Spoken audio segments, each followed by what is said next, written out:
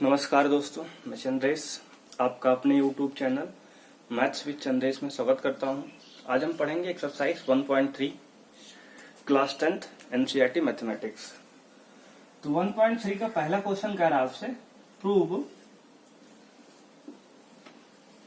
√5 is an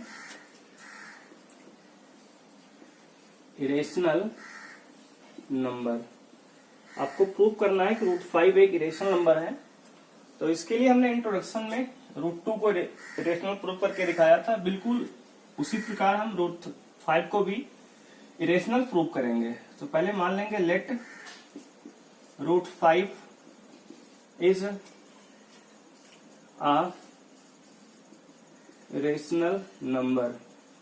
हमने मान लिया कि √5 क्या है, एक रेशनल नंबर है। अगर √5 एक रेशनल नंबर है तो हम √5 को p बाई क्यू में लिख सकते हैं। तो लिखेंगे √5 equal to p by q, where q is not equal to 0 and p and q are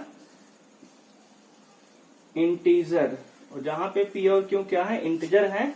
इसका मतलब इनके बीच का जो HCF है p और q के वो 1 है, यानी कि ये को प्राइम नंबर है। ऐसे भी कह सकते हैं ये, यानी कह सकते हैं कि P and Q are coprime, P and Q are coprime number. अगर दोनों को प्राइम है इसका मतलब ये हो कि इनके बीच का HCF क्या है, 1 है। अब क्या करेंगे हम यहाँ पे, अब अगर यहाँ पे स्क्वायरिंग बोथ साइड करें,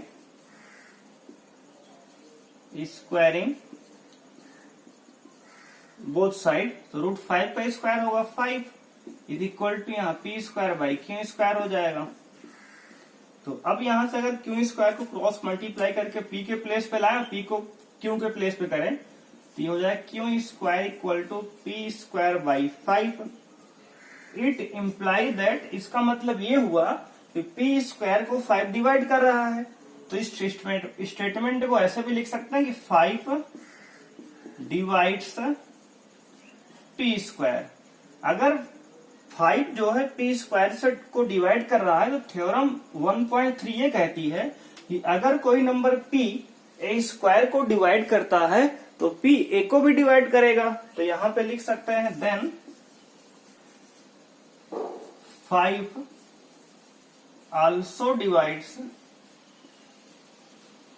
p, सॉरी ठीक है। इसका मतलब p जो है 5 जो है p को भी डिवाइड करेगा। तो इसको हमने स्टेटमेंट नंबर यहाँ पे इसको 1 कह दिया और इसको हमने यहाँ पे 2 कह दिया इक्वेशन। अब मान लीजिए p को 5 ने डिवाइड किया, तो p को 5 ने डिवाइड किया तो p बाई 5 इक्वल टू कुछ ना कुछ क्वेश्चन आया होगा, 1 टाइम्स 2 टाइम्स 3 टाइम्स, समटाइम ये कैंसिल हुआ होगा। तो मान लिया हमने कि ये m टाइम गया, क्योंकि एग्जैक्टली यहाँ क्वेश्चन हम नहीं निकाल सकते क्योंकि p कोई भी नंबर पॉजिटिव नंबर है, हमें पता अभी नहीं है। तो हमने p को 5 से डिवाइड किया तो मान लिया कि m बार क्वेश्चन गया इसका। तो अगर यहां से m की वैल्यू निकालें तो इसको हमने कह दिया लेट, हमने ये माना है अपने से। तो अब यहां से अगर हम p की वैल्यू निकालें तो p इक्वल टू आ जाएगा 5m। अब इस p की वैल्यू को इक्वेशन फर्स्ट में पुट करेंगे तो लिखेंगे यहां पे हम by putting the value of p in equation first, यानी कि p की वैल्यू को इक्वेशन फर्स्ट में पुट करने पर इससे क्या होगा, तो यहां से हो जाएगा q square equal to p की वैल्यू है 5m, तो हो जाएगा ये 5m का स्क्वायर अपॉन 5, यहां से इक्वेशन फर्स्ट से।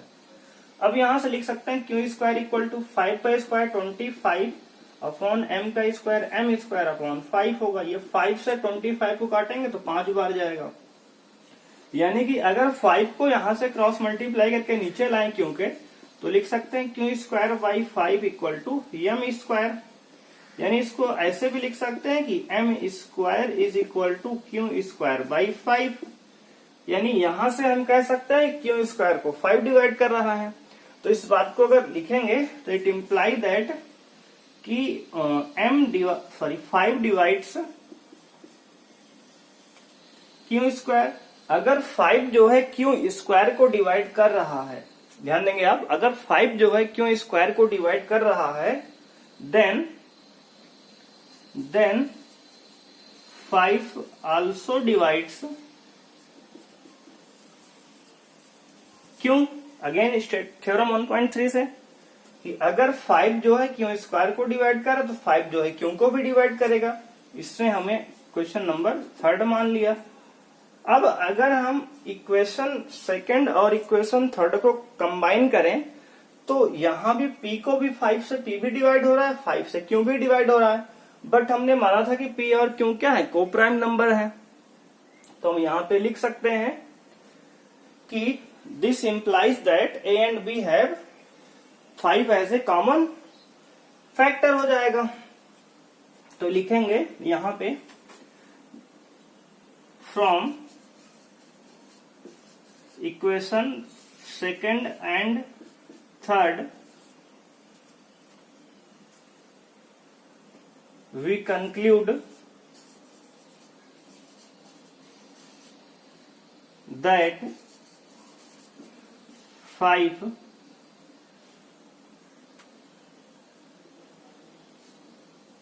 या फिर कह सकते हैं from equation second and third we conclude that P and Q have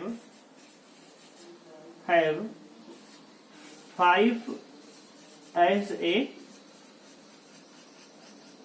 common factor. यानी कि P और Q में 5 जो है एज ए कॉमन फैक्टर है। अगर 5 जो है P और Q में कॉमन फैक्टर है तो ये हमारी बात को कॉन्ट्राडिक्ट कर देगा कि रूट 5 जो है यानी P और Q को हमने क्या माना था शुरू में, ये को प्राइम नंबर है, और यहां से ये बता रहा है कि P और Q के बीच में 5 जो है कॉमन फैक्टर है। तो अब हम कहेंगे दिस कॉन्ट्राडिक्ट या so this contradict our assumption, this contradict our assumption P and Q are co-prime। यानी कि इसने हमारी बात को झूठा साबित कर दिया कि P और Q क्या है, को-प्राइम है। इसका मतलब ये P और Q को-प्राइम नंबर नहीं है, जो हमने माना था गलत था। तो अब हम कह सकते हैं कि hence √5 is an irrational number। यानी कि अगर P और Q जो है को प्राइम नहीं है, इसका मतलब P और Q क्या है, रेशनल भी नहीं है। अगर P और बाई Q यानी कि ये हमारा किसके बराबर है, √5 के बराबर। अगर P बाई Q रेशनल नहीं है, इसका मतलब √5 भी रेशनल नहीं है। अगर √5 रेशनल नहीं है तो क्या होगा, क्योंकि नंबर दो ही प्रकार के होते हैं। अगर कोई नंबर रेशनल नहीं है, इसका अर्थ ये हुआ कि वो इरेशनल है। तो हमने वही बात कही कि hence √5 is an rational number. तो इस तरह से किसी भी नंबर को हम इरेशनल प्रूव करते हैं। आइए देखते हैं क्वेश्चन नंबर सेकंड। तो अब जो है क्वेश्चन नंबर सेकंड देखेंगे। क्वेश्चन नंबर सेकंड कह रहा है प्रूव दैट 3 + 2√5 इज इरेशनल। 3 + √5 जो है एक इरेशनल नंबर हमें प्रूव करना है।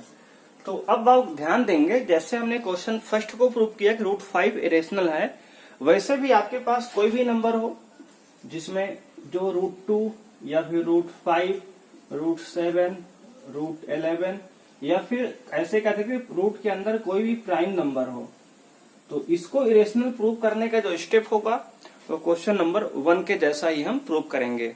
यानी √5 हो, √2 हो, √7 हो, √9 हो, यानी कि कोई भी रूट के अंदर प्राइम नंबर हो, तो उसको इरेशनल प्रूव करने का तरीका क्वेश्चन नंबर 1 के जैसा होगा। अब बात करें क्वेश्चन नंबर 2 कैसे प्रूव करेंगे रेशनल, तो आइए देखते हैं।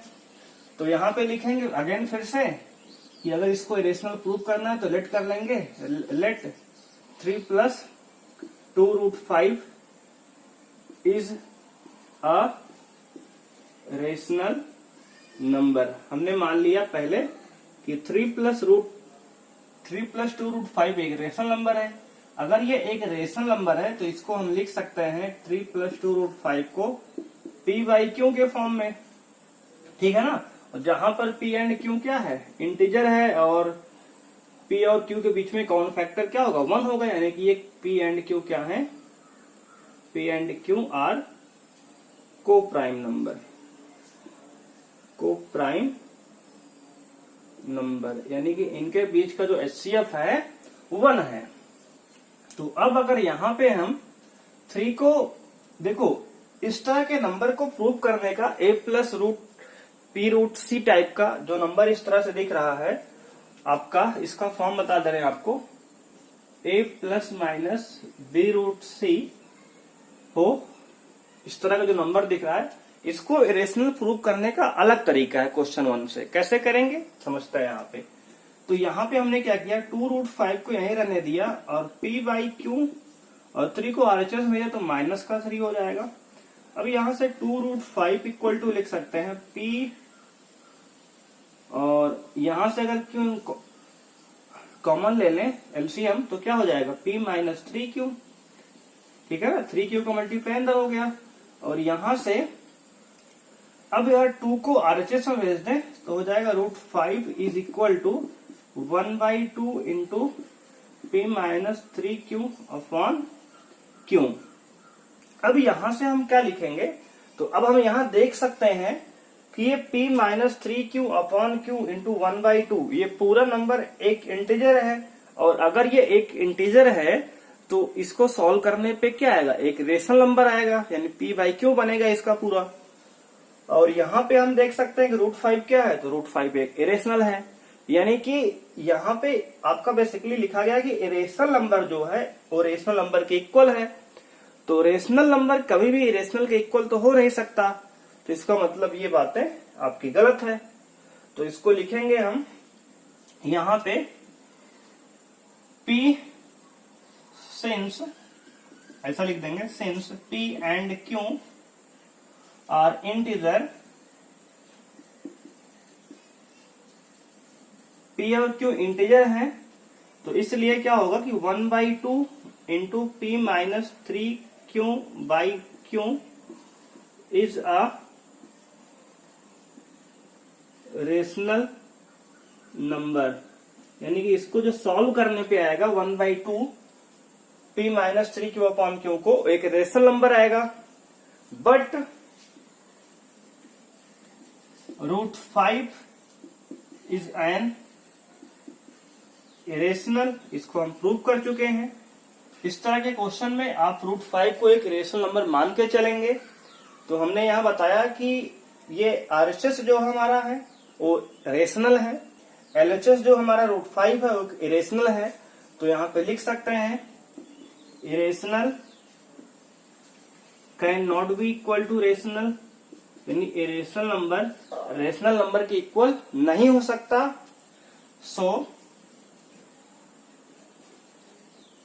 दे contradict our assumption p and q are coprime. इसने हमारी एजम्पशन को झूठा साबित कर दिया, यानी गलत साबित कर दिया कि p और q क्या है, को प्राइम नंबर है। Hence 3+2√5 is an irrational number. अतः होगा क्या कि जो 3+2√5 है वो एक इरेशनल नंबर है। इस तरह से कुछ हम इस तरह के क्वेश्चन को सॉल्व करेंगे। आइए देखते हैं इसका थर्ड क्वेश्चन। क्वेश्चन नंबर 3 कह रहा है prove that the following are irrationals. हमें प्रूव करना है कि ये सारे नंबर इरेशनल नंबर हैं। तो फर्स्ट पार्ट लेंगे यहाँ पे। तो फर्स्ट पार्ट में कह रहा है कि 1/2 को हमें इरेशनल प्रूव करना है। तो इसके लिए मान लेंगे कि let 1/2 is a rational number, हमने मान लिया कि 1/2 एक रेशनल नंबर है। अगर ये रेशनल है तो इसको लिख सकते हैं 1/√2 equal to p upon q में, और जहां पे पी और क्यू क्या है, को प्राइम है, p and q are coprime numbers. अब अगर ये 1/√2 equal to p by q लिख सकते हैं, अगर दोनों तरफ रेसिप्रोकल ले ले तो ये √2 is equal to Q by p हो जाएगा यहां से, ठीक है ना। अगर दोनों तरफ रेसिप्रोकल ले लें तो √2 equal to p by q लिख सकते हैं। तो होगा क्या यहाँ पे, यहां हम देख सकते हैं कि q by p is a rational, यानी कि रूट क्यू बाई पी क्या है, एक रेशनल होगा। क्यों? क्योंकि as p and q are integer, क्योंकि पी और क्यू क्या है, इंटीजर है। अगर पी और क्यू इंटीजर है तो क्यू बाई पी एक रेशनल नंबर होगा। बट √2 इज एन इरेशनल, लेकिन √2 तो आपका एक इरेशनल नंबर है। तो इसका मतलब ये हुआ कि रेशनल नंबर जो है, रेशनल नंबर कभी भी इरेशनल के इक्वल तो नहीं हो सकता। अगर रेशनल कभी भी इरेशनल के इक्वल नहीं हो सकता, इसका मतलब जो हमने माना था वो गलत था। तो लिखेंगे लास्ट में this contradict, so this contradict the fact 1/√2 is rational, hence 1/√2 is a irrational number। यानी करना क्या था कि हमने 1/√2 को पहले रेशनल मान लिया। अगर ये रेशनल है तो इसको हम p बाई क्यू के रूप में लिख सकते हैं। उसके बाद हमने दोनों तरफ रेसिप्रोकल कर लिया तो √2 equal to Q by P आ गया। और यहाँ पे √क्यू बाई पी हमारा एक रेशनल नंबर होगा, क्योंकि p और q इंटीजर है। ये तो रेशनल हो गया RHS हमारा, लेकिन √2 क्या होता है कि रेशनल होता है। थ्योरम 1.2 में हमने पढ़ा था। तो रेशनल नंबर कभी भी इरेशनल के इक्वल नहीं हो सकता। तो हमने लिखा सो this contradict the fact 1/√2 is rational, hence 1/√2 is a rational number. इसी तरह से आप सेकंड पार्ट और थर्ड पार्ट को भी प्रूव करेंगे। लिखने का तरीका बिल्कुल आपका यही होगा। थोड़ा सा हम हिंट आपको कर देते हैं इसको लिखने के लिए। तो एक बार इसको आप नोट कीजिए वीडियो को पॉज करके। तो अब जो है सेकंड और थर्ड में भी बिल्कुल एज इट इज आपको करना है। यहाँ भी 7 + √5 को आप 7√5 को आप p बाई क्यू में रेशनल मान लेंगे पहले। उसके बाद क्या करेंगे, अगर √5 इक्वल टू निकालेंगे तो आएगा p/7 क्यू आपका, और यहां से कह देंगे ये आपका रेशनल पार्ट है और √5 क्या है आपका इरेशनल है। यहाँ पे इरेशनल नंबर कभी भी रेशनल के इक्वल नहीं हो सकता। उसके बाद आप स्टेटमेंट इस तरह से कुछ यहाँ पे लिख देंगे। इसी तरह से आप थर्ड पार्ट देखेंगे। थर्ड पार्ट में लिखेंगे 6 + √2 को भी रेशनल मान के p बाई क्यू लिखेंगे पहले आप। उसके बाद 6 को RHS में ट्रांसपोज करेंगे तो √2 इक्वल टू लिखेंगे p बाई क्यू -6, और यहाँ से √2 इक्वल टू आएगा p -6 क्यू अपॉन क्यू। जब क्यू एलसीएम नीचे लेंगे तो ये p -6 क्यू अपॉन क्यू हो जाएगा। अगेन ये RHS हमारा रेशनल होगा और ये LHS क्या होगा, इरेशनल है √2। तो अब यहाँ फिर से वही बात होगी कि इरेशनल नंबर कभी भी रेशनल के इक्वल नहीं हो सकता। इसका मतलब हमने गलत अज्यूम किया था जो माना था, और ये 6 + √2 क्या है, एक इरेशनल नंबर होगा। अगेन स्टेटमेंट इस तरह से आपको लिख के दिखानी होगी। तो यहीं पे हमारा एक्सरसाइज 1.3 समाप्त होता है। तो thanks for watching. Please subscribe our channel for the notification. Thank you.